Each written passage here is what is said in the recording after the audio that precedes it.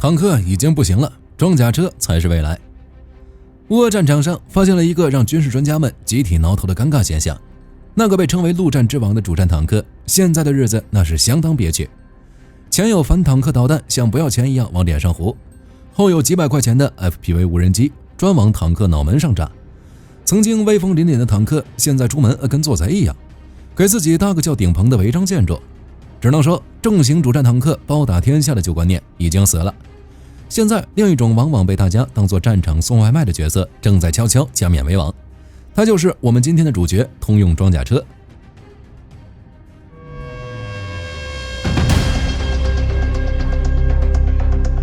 要说装甲车为什么行，咱们得先说说坦克为什么不行了。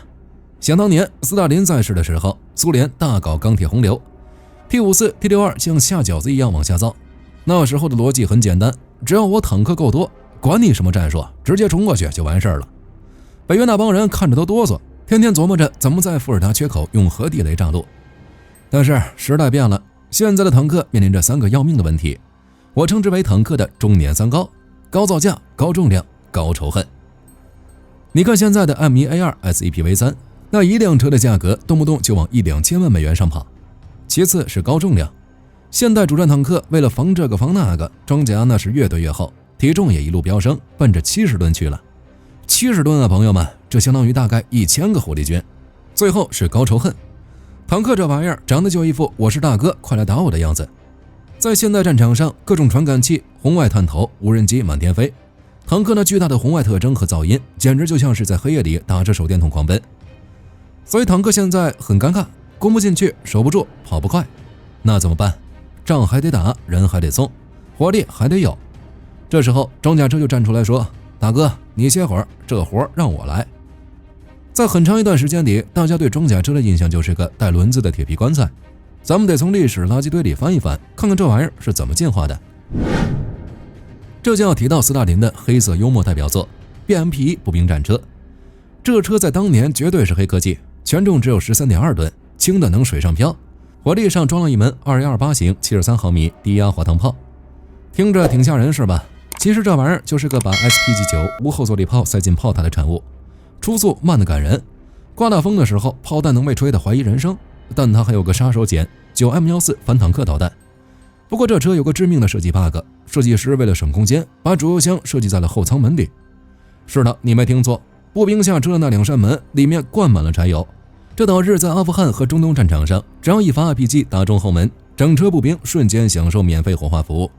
所以 BMP-1 也被称为步兵火葬场。但 BMP-1 毕竟开启了一个时代，装甲车不再只是战场大巴，而是能打架的步兵战车。美国人一看苏联人搞出了 BMP， 吓得赶紧掏出了 M2 布雷德利。这车从早期的22吨一路胖到了现在的34吨。它装了一门 M242 25毫米链式机关炮，这门炮是个狠角色，使用 M919 平右穿甲弹时，能在2000米距离上打穿30毫米的装甲。更要命的是，它带了2枚 BGM-71 陶式反坦克导弹。在1991年的海湾战争中， M2 布雷德利摧毁的伊拉克坦克数量其实比 M1A1 主战坦克还要多。这说明了什么？说明只要火力够猛，管你是不是坦克，装甲车照样能教你做人。进入21世纪，随着反坦克武器的泛滥， RPG-7 这种游击队快乐筒满大街都是。各国军方发现皮薄馅大的装甲车根本没法在治安战里活下来，于是一个极端的流派出现了，重型步兵战车。这里必须点名以色列人的巅峰之作雌虎装甲车。以色列觉得坦克再贵没士兵的命贵，既然梅卡瓦坦克的底盘那么硬，那我把炮塔掀了，里面塞进几个步兵，岂不是美滋滋？于是雌虎诞生了。这玩意儿简直就是装甲车界的相扑选手，全重60吨，你敢信？一辆装甲运兵车比俄罗斯的 T90 主战坦克还要重14吨。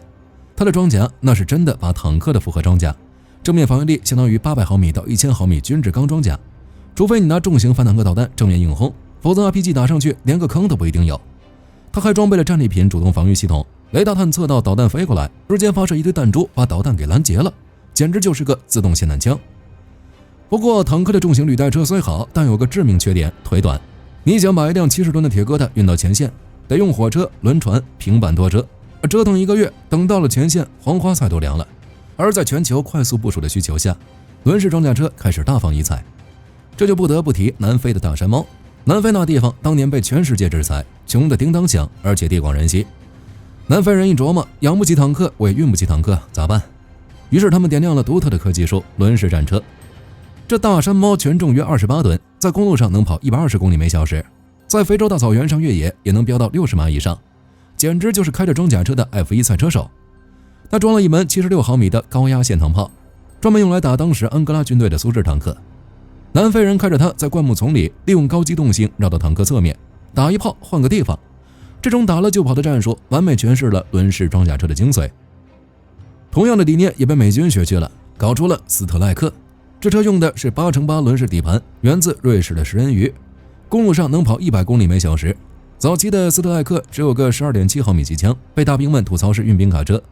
后来为了防俄国人，升级成了 XM1296 龙骑兵，装上了 XM813型30毫米链式炮，不仅能打穿100毫米的钢板，还能编程打无人机。虽然它皮薄，但在需要快速反应的地区，让它去战线侦察比派坦克去更有效率。毕竟天下武功唯快不破。以前大家觉得装甲车就是打打步兵，现在装甲车那是武德崇拜，甚至可以说是小车扛大炮的艺术。这里必须得请出一位重量级嘉宾，意大利的 B1 半人马座。意大利人造车，哪怕是造坦克，那也得有跑车的魂。B1 半人马座就是这么个怪胎，全重约24吨的轮式车，居然塞进了一门105毫米52倍镜线膛炮，这火力跟当时的主战坦克完全是一个级别的，能轻松击穿 T72 的正面装甲。后来的二代更疯狂，直接换装了120毫米滑膛炮，这就离谱，一辆轮子跑的车扛着 M1A2 坦克一样口径的大炮，脆是脆了点，但打人是真疼。法国人也不甘示弱，搞出了捷豹侦察车，这车装备了40毫米 CTAS 埋头弹机炮。所谓的埋头弹，就是把弹头塞进药桶里，变成一个圆柱体，大大减小了体积，提高了射速。这门40毫米炮的穿甲能力比传统的30毫米炮强得多，能轻松打穿140毫米的军制装甲。面对大多数二代坦克的侧面，那都是毁灭性的打击。再加上2枚射程4000米的 MMP 反坦克导弹，这配置简直就是坦克猎手。说了这么多车，咱们来搞点理论升华。为什么说主战坦克要退居2线，装甲车要上位？首先是边际效应与成本的博弈。一辆豹尔 A7 坦克重70吨，不仅是因为装甲厚，更是因为要塞进1500马力的发动机，巨大的油箱，120毫米的主炮。但即使是这样，面对攻顶的标枪导弹，它依然是脆弱的。既然防御存在上限，那不如用数量换质量。同样的预算，你可以买一辆 M1A2，或者买3到4辆高配的轮式步战车，比如芬兰的 Patria AMV。这4辆车可以控制4个路口，可以组成交叉火力，可以携带更多的无人机和传感器。在 AI 和网络化作战的时代，节点数量比单个节点的强度更重要。其次是载荷的灵活性，坦克的设计太紧凑了，想改个功能难如登天。但装甲车，特别是像德国和荷兰联合研制的拳击手这种模块化装甲车，简直就是战场的乐高。这车由驾驶底盘和任务模块2部分组成，上午你需要运兵，插上运兵模块；下午你需要防空，插上天空游骑兵30毫米防空炮弹模块；晚上你需要火力支援，插上 RCH155 榴弹炮模块。这种即插即用的灵活性，在后勤上简直是神迹。未来的战争节奏极快，笨重的坦克是给不了这种体验的。最关键的是，未来的陆战不是炮管对峙，而是电磁波的碰撞。装甲车因为内部空间相对充裕，不用塞巨大的炮弹，可以改装成移动的能量中心，印成无人机与电子战的母舰。想象一下未来的场景，一辆无人机母舰型装甲车停在战线后方，它不装大炮，而是装了一套高功率微波发生器以及蜂群无人机发射箱。攻击时，它释放出50架巡飞弹，在 AI 控制下自动寻找敌人的坦克和掩体。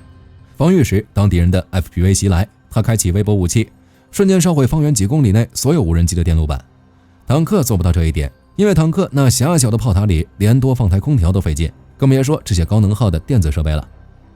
最后咱们开个脑洞，当装甲车连驾驶员都不需要的时候，它会变成什么样？那就是陆地中程僚机，比如美国的粗齿巨 M5。你看过《速度与激情8》吗？那个跑得飞快的履带车就是这玩意儿，它能飙到100公里每小时，因为它不需要保护成员，所以不需要几吨重的装甲，把省下来的重量全变成了武器和速度。它可以装30毫米电炮，可以装标枪导弹，甚至可以装扫雷笛。未来的装甲编队可能是一辆有人驾驶的指挥装甲车，比如拳击手或者半人马座，带着4辆无人驾驶的粗齿巨，有人车躲在后面喝茶指挥，无人车冲上去卖命侦察吸引火力。如果一辆无人车被炸了，没事儿，这就是个耗材，几百万美元的事儿，这才是未来战争的本质。所以说，虽然坦克党们可能要伤心了，觉得没有后甲重炮怎么突破防线，但别急，坦克不会彻底消失，它会像当年的战列舰让位给航母一样，让海战绝对核心变成火力投送平台。但在未来那种高机动、信息化、无人化的战场上，笨重的主战坦克注定会越来越少，取而代之的是那些跑得快、变身快、脑子灵还能带小弟的通用装甲车。他们也许没有令人窒息的厚重装甲，也没有一发入魂的120毫米大管子，但他们就像那漫山遍野的行军蚁，适应性才是生存的第一法则。当你看着一辆装备了主动防御系统、顶着无人机干扰器、挂着反坦克导弹，还能以100码速度狂飙的装甲车呼啸而过时，请记住，这才是未来战争的陆地巡洋舰。好的，各位观众朋友们，我们频道一直在聊真实的军事资讯和武器装备，后台也经常有朋友问，有没有值得推荐的入门级模型？今天就和大家分享一款近期接触到的产品。首先，它的外形还原度做得相当不错，比例准确，武器上的一些关键细节和标识也都有体现，材质也说得过去，拿在手上有不错的分量感。其次，它具备一定的可动性，对于理解基础操作原理有一定帮助，让它不仅是个静态摆件。综合它的做工和可玩性来看，价格确实比较亲民。对于想入门模型收藏，或者单纯想在桌上贴一个摆件的朋友来说，是一个性价比很高的选择。商品链接已经给你们上了，感兴趣的朋友可以自行了解。